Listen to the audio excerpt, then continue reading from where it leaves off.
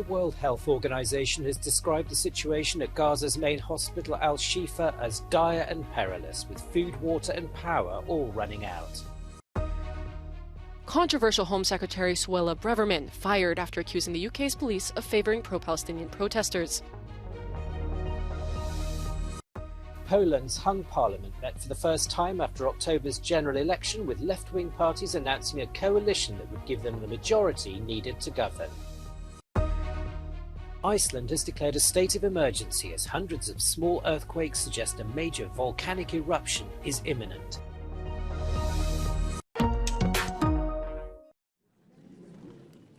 The World Health Organization says the situation is dire and perilous at Gaza's main hospital. The organization had earlier lost contact with the Al-Shifa on Sunday, but now it's reported not to be functioning. Doctors have confirmed food and water are running out, while heavy fighting and Israeli bombing has reportedly brought about a near-complete loss of power. Israel's allies have expressed grave concern following the release of photos showing premature babies left in a surgical room instead of in vital incubators due to the power cut. Israel says it will help evacuate newborns from the hospital to a safer facility, while insisting that the area is a legitimate military target as Hamas has its base underneath the buildings. Hamas denies this. The Israeli army claims to have left fuel near the Shifa hospital on Saturday night. It released footage purporting to show soldiers carrying some containers, but it was not picked up, with hospital workers reportedly too afraid to come outside. Israel has come under mounting international pressure for a ceasefire, even from its closest ally, the United States, as the war enters its sixth week. Israeli Prime Minister Benjamin Netanyahu has told US media that a hostage deal could happen, but only with the release of all the nearly 240 hostages captured by Hamas in the October the 7th rampage that triggered the war. 18 Israelis have been injured, one critically, after the Iranian-backed Hezbollah militia fired anti-tank missiles from southern Lebanon, in a further sign that the skirmishes along the border are steadily escalating.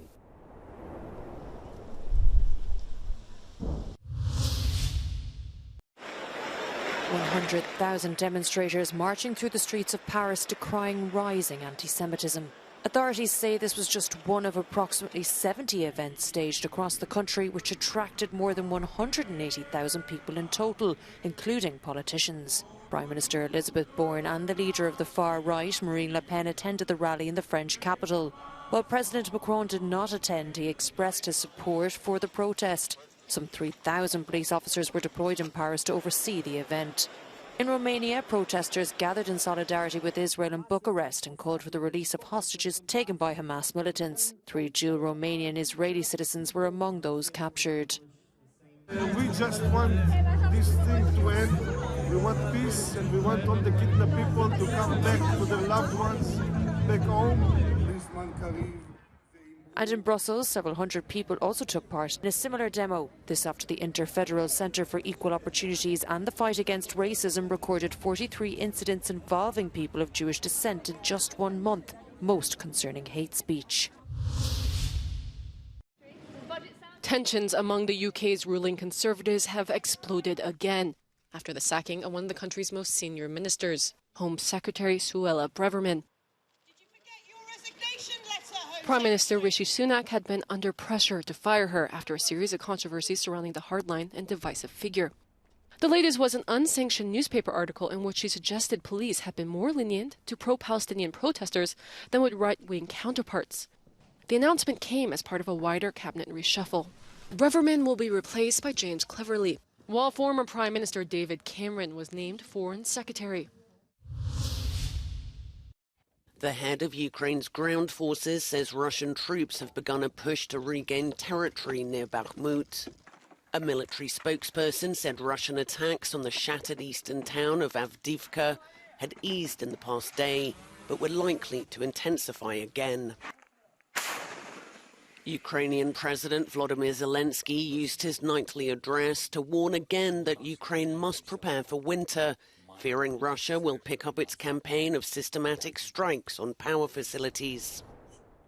Ukrainian presidential aide Andriy Yermak said on Sunday that he'd arrived in the US with a delegation headed by the economy minister for talks on cooperation and support at the White House.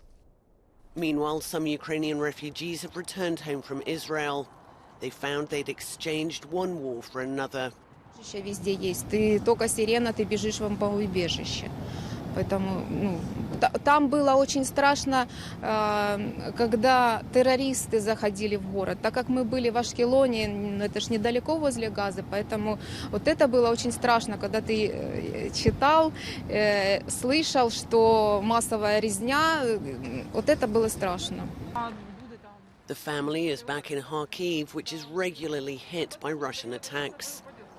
Sirens are still a part of life, but for this family, it's a relief to be back.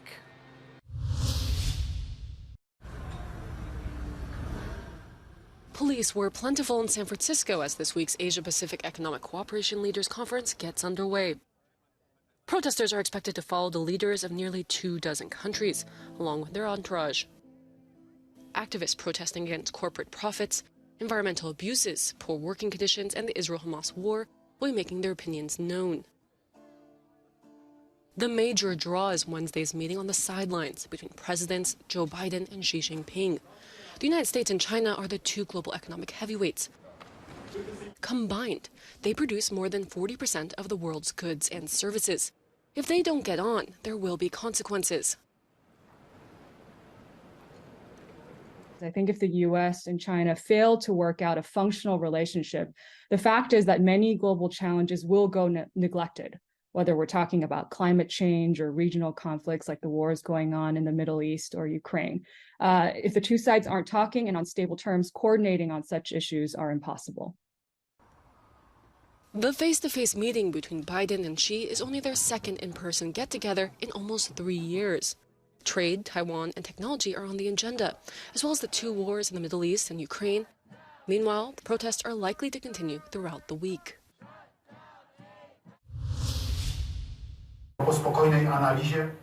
Poland's President Andrzej Duda tells the nation he's given Mateusz Morawiecki of his own right-wing Law and Justice Party the mission to form the government. But there's a hung parliament, with no individual party winning a majority of seats. And as parliament met for the first time, more liberal parties that had been in opposition before October's general election announced they'd formed a majority coalition.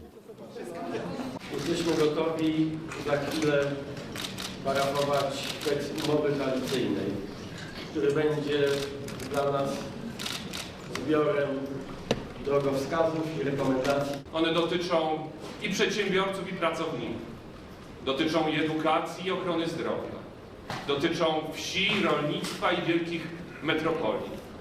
Dotyczą praw kobiet, dotyczą pomyślności rodziny. The coalition pledges a return to more liberal policies, protecting values such as individual freedoms, a separation of government and church, but above all restoring the rule of law. Musimy zacząć od odbudowy naszych relacji z instytucjami Unii Europejskiej, rozumianej jako dojście do momentu uruchomienia funduszy unijnych, które dzisiaj są dla Polski zablokowane, bo to oczywiście ma związek z zasadami praworządności, z porządkiem prawa w Polsce, bo wiadomo, że Komisja Europejska będzie chciała widzieć zmiany w prawie dotyczące niezawisłości polskich sędziów, polskich sądów.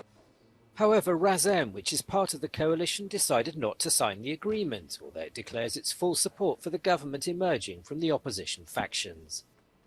Niestety w trakcie tych negocjacji programowych nie udało nam się uzyskać gwarancji finansowania dla tak sztandarowych programów dla nas, jak kwestie budowy mieszkań na wynajem, jak kwestia ochrony zdrowia, czy chociażby prawa pracownicze, czy skrócenie tygodnia pracy. The Law and Justice Party will more likely not be able to form a majority in the new parliament. However, due to the procedural reasons, Poland will have to wait a few more weeks for the transfer of power to the more liberal coalition. Magdalena Hodownik for Euronews from Warsaw. Anger on the streets of Spain as demonstrators turned out on Sunday to condemn the government's plans to grant amnesty to Catalan lawmakers who fled the country after a failed secession bid in 2017. The deal, supported by the pro-independence Catalonian Junts, will help incumbent Prime Minister Pedro Sánchez secure the majority he needs to stay in power. But the Conservative PP and far-right Vox parties say the move is a violation of the rule of law. Euronews reporter Jaime Velasquez has more from Madrid. España no vivía una ola de protestas similar desde la sentencia contra los líderes del proceso en 2019. Entonces los indultos y la apertura del diálogo apaciguaron los ánimos en Cataluña. Pero desde aquí, desde el otro lado, para estos manifestantes, una nueva ley de amnistía a medida de los socios independentistas de Pedro Sánchez y el regreso de Carles Puigdemont a España sin ser juzgado sobrepasa los límites del Estado de Derecho. A pocos días de la investidura de Pedro Sánchez, la oposición se prepara ya para una larga batalla en los tribunales y también en las calles. En Madrid, Jaime Velázquez, Euronews. The authorities in Iceland have declared a state of emergency after completing the evacuation of 3,700 residents from the town of Grindavik. It lies on the country's southwestern coast, and magma has been shifting under the Earth's crust, causing hundreds of smaller warning earthquakes. Iceland is used to volcanic activity. The most disruptive episode in recent times was the 2010 eruption of the Eyjafjallajökull volcano, which spewed huge clouds of ash, leading to widespread airspace closures over Europe. Italy's Mount Etna has roared into action once more this year, spewing lava and ash high over the island of Sicily. A thick cloud of sulphur rose into the sky from a southeastern crater of Europe's tallest and most active volcano. Italy's National Institute of Geophysics and Volcanology said the height of the eruptive column is estimated to be about 4.5 kilometers above sea level, causing lava ash to fall on several towns nearby, including Milo and Zafirana. Catania Airport remains open despite the volcano's activity.